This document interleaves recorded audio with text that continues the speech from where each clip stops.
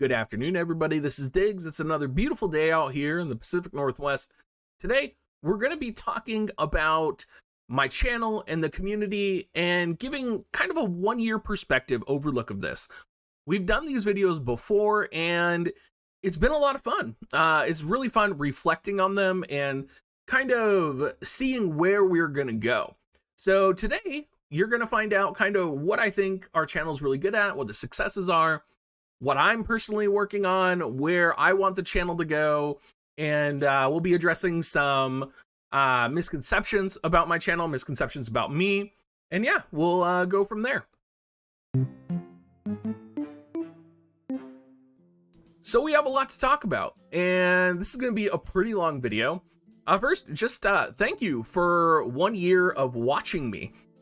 We've hit 3.1 million views, which is incredible to me that 3.1 million times people have decided to watch my video, because I wouldn't watch a video with me in it 3.1 million times. So thank you so much for that, all of you who support me and all of you who kind of go through and, you know, from the beginning have been here commenting on my YouTube videos and supporting me. Before we jump into the channel specifically, I do just want to talk a little bit about the community, because the community has changed significantly over the last year. And I really feel like in the beginning, we didn't even have a community manager, probably because we didn't have a community. It was basically just me, Cabbage, Clake and Howells would post occasionally. I think Mysidia was posting back then, and a couple other content creators as well, kind of intermittently, right? And over the course of the last year, we've seen so many people kind of grow and develop, and the community grow and develop. I can remember being in a group chat with Orange, Prodigy, Merlo, Daniel Boone, and Tadif, right? And I remember we started that group chat after I made one of my videos. I think it was like my 3-month video review, where I was like, oh, I really wish we had like a community to work with. And so we literally were like 5 people that were streaming on Twitch that got together and were like, hey guys, like, let's try and figure something out. Let's work together. Let's do something, right? Because nobody was really collaborating at that point. We were all kind of independent and just kind of on our own. And, you know, even to the extent where, like, I remember rating Palladia and having no idea who Palladia was. I was just like, oh, she looks cool, and I rated her, right? And that was like the beginning of a relationship with Palladia, which just really grew and blossomed. So there's just, I just remember like all of us being nobodies in the community. And I remember our conversations in that group chat of like, you know, aspiring to do certain things, and none of us were there yet, right? I remember Prodigy and Daniel Boone talking about doing like a podcast together. And I know specifically that we had talked about my podcast and how my podcast had like completely failed, right? Like my War of the Visions podcast was like 300 views. I will never forget interviewing Bismarck and being so excited for it, right? Like I was like, oh my God, he runs WoTV Calc. He's like, it's like, this was like when I was first beginning, like, oh my God, I got an interview with him. Like I was so excited. And I remember it getting 300 views, and it just broke my heart. Like I've been against podcasts ever since then. And I don't know, it's great to see like Prodigy's podcast doing incredible with all the wonderful content creators that work together with him. It's great to see Orange's channel blowing up. It's great to see, you know, Merlo rocking it on stream, Palladia rocking it on stream, and on the official stream as well with me. You know, even other content creators who maybe aren't as involved in the community in terms of like the Twitch community, but are still involved, like Mysidia is still around. We have Nerd Night, and we even have like the next generation of community starting to form, right? We have, you know, Soulbad, we have Rindell, we have Nicolas, we have Ray in the French community, we have Mateo from the Sector 7 community. There's so many people that are like growing, making content, starting out on their journeys with War of the Visions right now, and all of you are supporting them. So I just want, like, before we even get into the specifics of this channel, like recognizing like this community has come so far over the course of a year that it's incredible where we are at right now. And acknowledging that that's not normal for most communities, right? It's not normal when someone makes a snarky comment about me in a video that I share it with the other content creator that they are making snarky comments with me about, right? So like if they're like, God, Merlo sucks, but I love you, Diggs, and I'll share that comment with the other content creator and we'll laugh about it. That's not normal, right? Like normally content creators are in competition with each other. They're trying to compete. There is an element of like happiness if the other content creator is doing poorly. And so it's interesting to kind of be in a community like this. And as I'm kind of putting my feelers out in other Final Fantasy communities right now and talking with content creators from other games, I'm learning that not every community is like the WoTV community. Not all of the content creators know each other. Not all of them are friendly with each other. It's pretty interesting. I guess what I'm learning is there's a lot of egos out there. Well, let's talk about the channel and this one in particular, since this, I don't want this to be like a 50-minute video, and y'all probably want to get to like what we're doing good and some of the criticisms. So probably one thing that I'm doing really good that I'm really happy with is the growth in terms of my personal growth, right? This is going to be specifically in terms of doing things that I'm uncomfortable with in order to become a better content creator. Specifically, the work with the voice actors was very uncomfortable for me. It was very much, I had a lot of fun, but the act of organizing them, reaching out to them, learning, what it means when someone says they're going to talk to their agent, learning what it means when like, when someone says they're going to send you a video and then they don't, what that follow-up conversation looks like, because they're a business professional and you're a business professional and like, you don't want to be rude to them, right? Kind of learning how to navigate those conversations. I did that a lot in management at Starbucks, but doing it in this setting is definitely uncomfortable for me. And that's kind of how or at least how I know that I'm growing, right? Is I'm kind of learning how to navigate those conversations. I'm kind of maneuvering my way around. I'm trusting people, which is something that I personally have some problems with, is trusting people. Francesca, shout out to you. Francesca was literally like, hey, I can get some voice actor emails for you. Do you want me to try and reach out to them? And I said, sure. Why not? Like, what's the worst case scenario? You have 20 voice actors emailing me back, which did happen. We had to pump the brakes really quickly. For those of you that want a backline understanding of kind of how that went, it was like, hey, Francesca, can you reach out to people? And Francesca had reached out to a few people and they had kind of said no. And then Francesca just decided to like email the entire list of voice actors. And the next thing we know, we had so many voice actors responding to us. I was like, oh my God, we need to stop this. Like, like, stop, please. Like, it was great. It was wonderful. But it was also like, oh my God, like, what have we done? So like, if you, there are tons of like behind the scenes stuff like that happened with the 1 year community collaboration stream that like, I don't know. I grew, I learned, there was a lot to talk about. Let's talk about competition, because this is something that I'm very passionate about, that I think is working in War of the Visions, and that I'm actually really glad to have because it pushes me to improve. We're seeing Clake and Howells put out more videos, Oron J is doing really good, Merlo is doing really good on Twitch, Cabbage is doing really great, and this really pushes me to try and make better content, to try and go further, right? I am a very competitive person by nature. And for those of you that knew me back in the beginning, longtime Twitch always used to stream around the time I would stream. And for me, I was like, oh, tonight's the night. I'm going to beat longtime Twitch's viewers. This is the night. It's going to happen. I'm going to hit 50. We can do this. We can hit 50 viewers, right? Like that's how competitive I am.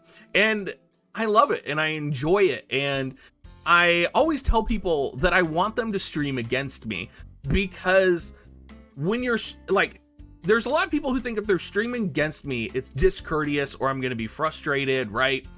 That's not necessarily the case. Like, competition breeds innovation. It really pushes me to be better. It pushes you to be better. So if you're out there being a content creator right now, try and compete, right? Like, compete with each other, trying to see where you can go is really important and it's really cool. And I think as long as you have that relationship and you're not going to take it personally, right? Like, I think there's some people who, like, if they're streaming and then I streamed right on top of them right when they started, they might take that personal, right? But if we just have that understanding, that it's great, right? Like, we're both growing. You're growing as a content creator, you're learning, you know, you're asking questions, right? Like, I asked myself, why are people watching longtime Twitch instead of watching me, right? Or I would ask myself, right, why are people watching Clake now instead of me, right? What's the differences there? What's the difference between, say, when Dejan's streaming than when I'm streaming, when Oran J is streaming and when I'm streaming, right? It makes me ask these questions to improve myself nonstop. And that is so wonderful. And I think there is a blessing in competition. And I think we should all be really happy that competition exists and is thriving right now.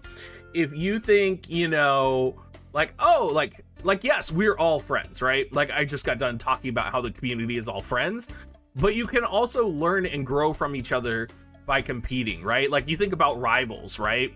Like, I would always think of longtime Twitch as my rival. Like, yes, we were friendly and on friendly terms, but I would always think of him as my rival. And that's kind of what pushed me to grow in terms of how I do my Twitch stream.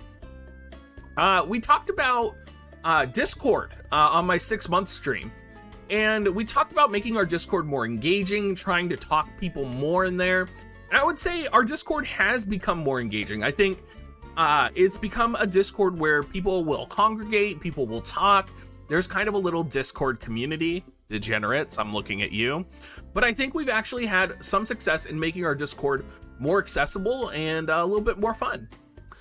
Let's talk about monetization, because that's important and it's something that I'm constantly working on, because I don't think people realize, as a content creator, your income and your stability is always at flux, right? Like, I could get a call tomorrow saying, you know, we decided to cancel the Amazon affiliate program. And I would have to be like, okay, how am I going to do it here? What am I going to do? Like, am I still going to be able to be successful?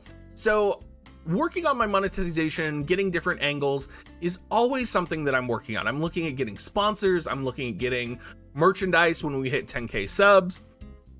So it's always an angle that I'm working on. Now, there is also some criticism out there, just to jump into sort of the common criticisms and misconceptions, that, you know, I'm only out here to make money and I can't be critical of the game if I'm making money from it. And I don't believe that's true. Most of the time, like, I'm not making money based off of anything dramatic or anything scandalous that I might report on, right? So to give you a great example, when I did the rigged poll videos, there were people who were saying that I was manufacturing the scandal to make money, right? You don't make money from controversy at all, right? You don't. You make money from being stable, from not rocking the boat, from not being, you know, critical. And I think my record speaks for itself in terms of being critical and calling Gumi out.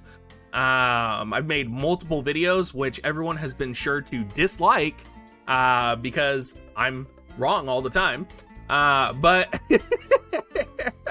I think, I just think it's interesting that every time I see that, the misconception that, you know, somehow making a scandalous video makes more money for me, is not actually accurate.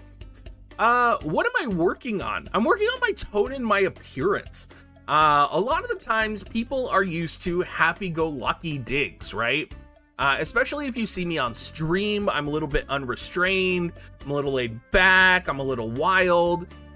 Versus when I'm on YouTube, I'm a little bit more calm and collected. Usually there's an objective on my YouTube video, and I am kind of handing out objective information. Well, I think a great example of like tone and appearance that I should have been working on is in the official stream, where a lot of people said I was like looking angry or upset. I was having the time of my life, but because I wasn't happy-go-lucky digs, people thought something was wrong. And nothing was wrong, it's just my normal face. I kind of have a resting bitch face if I'm in an uncomfortable situation or a different situation, or I don't want to do something, right? And I did want to be on that, but I didn't want to step on other content creators' toes. I wanted to give them the capability to talk and to speak, because if I'm just who I am, I'm just going to talk all day long. And a great example of this is in the most recent Oron J poll video, where like literally I'm talking all the time and Oron J is like getting in his words and he's like, no, wait, oh, Diggs is talking. Like, that's just who I am. That's just what happened. So I was trying to be courteous there, but recognizing as well that, you know, if I'm trying to be courteous or if I am in a position where you guys are looking at me, I should probably be smiling. I should probably work on that. But at the same time, I also want to be authentic. So it's a little bit difficult to also be that way if I'm not feeling that way in the moment, if that makes sense. So something to think about. I'm also working on my tone a little bit, because I can be, I have a really dry sense of humor. And what I've noticed is there's a lot of people who watch me who are non-native English speakers who sometimes can't pick up on my dry sarcasm. And that has caused some problems for me in the past as well. So I'm working on that so that I can kind of be a little bit more clear, since I do have a large majority of my viewers from the Philippines, from Indonesia, and from Brazil. Let's talk about sustainability a little bit more, because I had talked about monetization never being sustainable. That being said, War of the Visions is probably not going to be a sustainable game in the long run. So I've tried out some other games here and there. I've tried out Dragon Quest, I've tried out Xeno Alice, and I actually had some success in Dragon Quest. And I actually felt like there was a potential to get a base of viewers there. But I just didn't like the game. Like, that was the biggest problem for me. I'm going to be trying out the new Nier mobile game when it comes out. And I might switch to dual content for War of the Visions and Nier, right? But I have to like the game. So a lot of that is dependent on if it's a game I like. I'm hoping I'll like the Nier game, but we'll go ahead and wait and see. Let's see, what else am I working on? I'm working on looking towards the next generation of content creators right now. So I've always made it a point to work on the community, develop the community, help people out if they need it. You know, maybe like shout them out in a Discord, talk positively about them. I'm looking at the next generation, like I'm looking at Soulbad, I'm looking at Nico, I'm looking at Rindell, I'm looking at Ray, right? Like, I'm like, in my mind and in my eyes, I would like to support them in some way. And so that's what I'm kind of looking at for the future. I felt like I didn't give them a good enough platform in the community stream. And so I'm thinking maybe that means doing one-on-one stuff with them in the future. Maybe that means collaborating in some way, right? Like, how do I invest in the next generation community and kind of support them? So that's kind of what I'm thinking about right now. Yeah, I think that's about it. I do have some other criticisms and misconceptions. I get the criticism that I can't give strategy since I'm a whale to free-to-play players a lot. And that's definitely something that I am working on. There's definitely some aspects of being a free-to-play player that I do not understand. And I'm definitely learning every day. And I think there are some strategies that are universal, right? So, for example, like Tidus in the Trials of Reckoning right now. Like, everybody has Tidus. you can probably utilize Tidus in some way. So I'm trying to give specific tips to a general broad audience. So in my Trials of Reckoning video most recently, I talked about what ESPers are effective. I talked about different combinations that you could use, all the different bonus units, how you might utilize them in a setup. And then I showed my run, my auto run. And a lot of people tended to focus on the auto run. And they were like, well, you're running with all of these characters. Why are you running with all of these characters, right? Like, I'm free to play. I'll never have that. But I think there's an element of, like, if you're free to play, you're never going to have everything that you need. What you need to do is you need to pull that information out from my video, right? That's why I have it segmented in terms of ESPers. Maybe you have an ESPer that you can add to your combination. A lot of the times you're never going to be able to, even if you're a dolphin or a minnow or a whale, you might not even be able to duplicate combinations that you see clear. A lot of it's going to be tuning and adjusting your composition to be just right. So I think being able to pull that information out of my videos is something I'm working on in terms of making it like more clear that it's all about customizing your team and not about using the composition I have. I'm also trying to make my videos more accessible for newer players. So if you've seen any of my news videos recently, I tend to go a little bit longer than I previously have. And I tend to talk about whether or not these units are good or viable, what the equipment looks like, what the ESPers look like. Because I think a lot of our content right now is so tuned in and fine-tuned for our regular audience that as a community, we are excluding a lot of the new players who are coming to the game. A couple other criticisms I've received is that I'm a surface level content creator, that I'm a news content creator, and that's absolutely... I definitely do surface level. I definitely do news. One of the reasons I don't dive into the news is when I first started the game, a lot of people just wanted the news directly. They didn't want a 20-minute commentary going over the news and all of the information relating to the news. And I can understand that, right? Like, you don't want to, I think if you've ever played Hearthstone and they released new cards, I don't want a 20-minute commentary on every single card that they've released. I want to know what kind of the highlights and the key points are and what we are addressing, like what they're good for, right? I don't need like 50 minutes of, a 50-minute long video talking about the new cards that are coming out. So that's kind of where I'm coming from in that perspective. And also, I think being surface level, as they say, is actually pretty important. And we definitely have more specific or more intense strategy discussions on my Twitch stream. But on YouTube, you have to understand that probably 95% of my viewers are not the people who are posting on Reddit, or like even showing up to a Twitch stream. These are not the people who are in the Discords. These are not the people who are, out there and kind of being involved in the War of the Visions community. These are people who they watch my videos, they are an average Joe player, they just want that surface level information because that's what they need, right? That's what they need access to, because they're not in a Discord planning out their attacks every single day. They are not, doing these high level plays, these high level, like, max your score on Trials of Reckoning. They're not farming a +5 of raid gear, right? Like all of that stuff that people talk about consistently pretty regularly is probably only the top 5% of players in War of the Visions. So I think that's a perspective that, like, when you're watching my content, it can feel surface level because in essence, it kind of is, unless you're on my Twitch, in which case we're going to be talking about dicks a lot more. But we're also going to be talking a little bit more about specific strategy. So for those of you that made it to this point in the video, good job, by the way. This is like 25 minutes of me talking about the community and myself and my channel. So shout out to you. Anyway, I think we're going to go ahead and call it there, everybody. If you do want to support me, you can always go to my affiliate link, dig.gs/coins. Make sure you swing by our Discord and say hi, and as always, have a great rest of your day.